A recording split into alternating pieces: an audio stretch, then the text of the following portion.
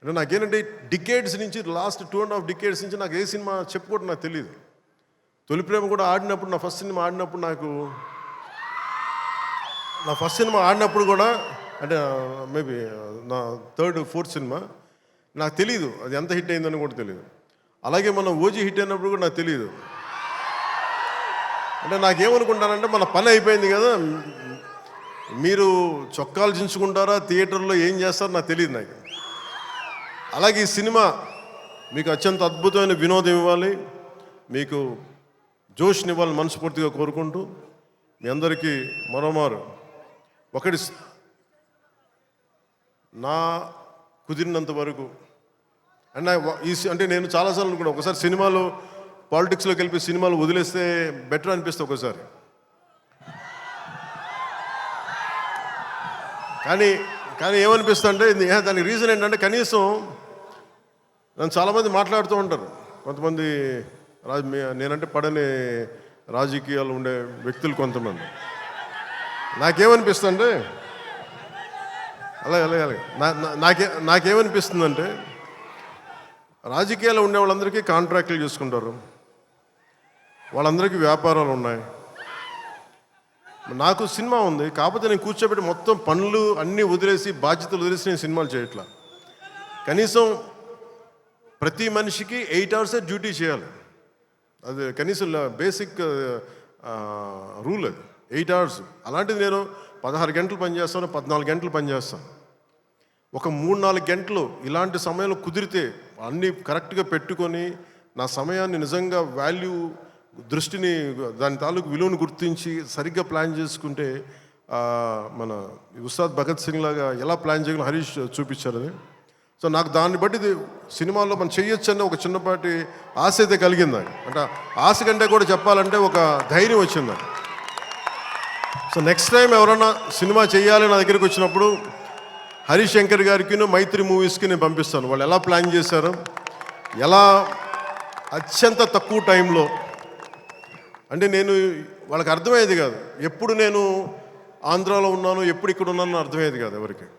ఎందుకంటే నేను కరెక్ట్గా అక్కడికి వెళ్ళి 8 గంటలు పనిచేసేవాడిని, 9 గంటలు ఉండేవాడిని, ఒకసారి 12 గంటలు ఉండేవాడిని, వచ్చి నైట్ అంతా కూర్చొని 2 దాకా చేసేవాడిని ఇక్కడ. ఇవన్నీ చేయగలిగానంటే ఇది బేసికలీ నా కాలం తాలూకు విలువను అర్థం చేసుకొని దాన్ని ముందుకు తీసుకెళ్ళినందుకు మనస్ఫూర్తిగా నిర్మాతలు రవి గారికి, నవీన్ గారికి, ప్రతి ఒక్కరికి నా ధన్యవాదాలు తెలుపుకుంటాను. ఇది మీరు ఇచ్చిన ఈ జోష్ కానీ ఈ అవకాశం కానీ నేను మర్చిపోలేను.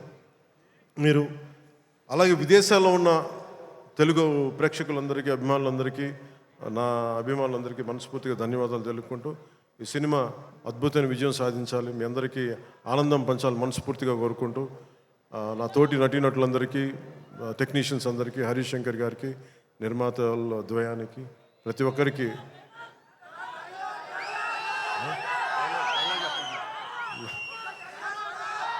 నా ధన్యవాదాలు తెలుపుకుంటున్నాను.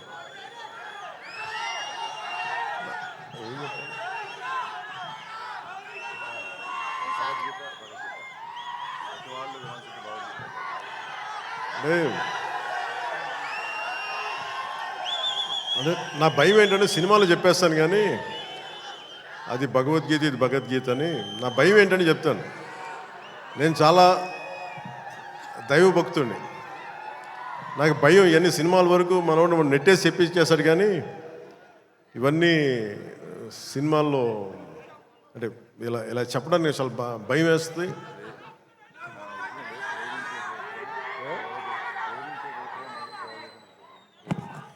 అంటే ఇచ్చి పడేసి ఇవన్నీ కాకుండా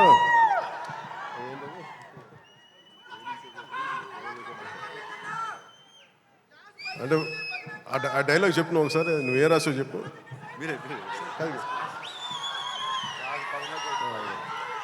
అంటే ఏంటన్నా ఇచ్చి పడేసే గోత్రం ఏంటన్నా, అంటే ఈయన రాసింది ఏంటంటే ఇచ్చి పడేసే గోత్రం ఇరగదీసే నక్షత్రం. అంటే నేను అలా చెప్పలేను. నా నిజ జీవితంలో నేనేం చెప్పగలను, మిమ్మల్ని ప్రేమించే గోత్రం ఉండదు.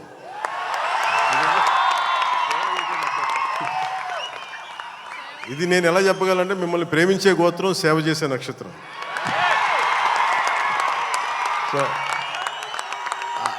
సో నేను డైలాగ్ చెప్పండి ఇదే చెప్పగలను తప్ప. సో మీ అందరికీ ధన్యవాదాలు తెలుపుకుంటూ ఈ పోలీస్ గ్రౌండ్స్ ఇచ్చిన తెలంగాణ రాష్ట్ర ప్రభుత్వానికి, గౌరవ ముఖ్యమంత్రి శ్రీ రేవంత్ రెడ్డి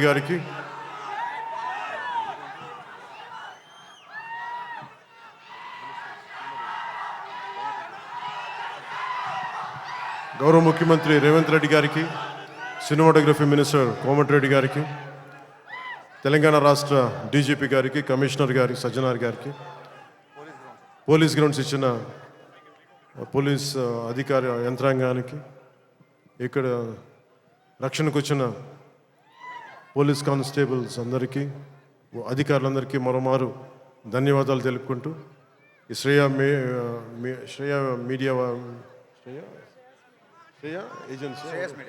శ్రేయస్ మీడియా వారికి మనస్ఫూర్తిగా నా ధన్యవాదాలు తెలియజేసుకుని సెలవు తీసుకున్నాను. జై హింద్. పవన్ కళ్యాణ్ గారు హరిశంకర్ గారు ఒక చిన్న లీక్ ఏదో ఉందన్నారు సినిమాకి సంబంధించి. ఆ లీక్ ఏదో పవన్ కళ్యాణ్ గారి సమక్షంలో మీరు చెప్తే. ఉగాది శుభాకాంక్షలు. అందరికి ఉగాది శుభాకాంక్షలు చెప్పండి. ఉగాది రోజు రిలీజ్ అవుతుంది.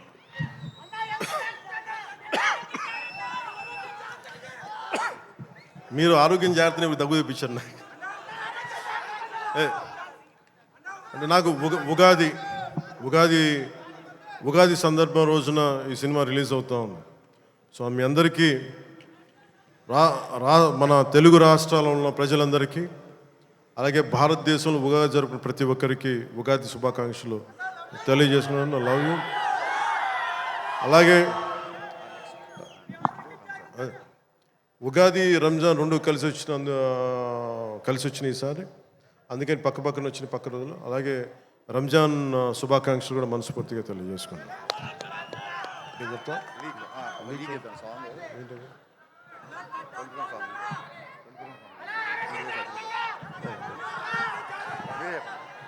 చెప్తాను.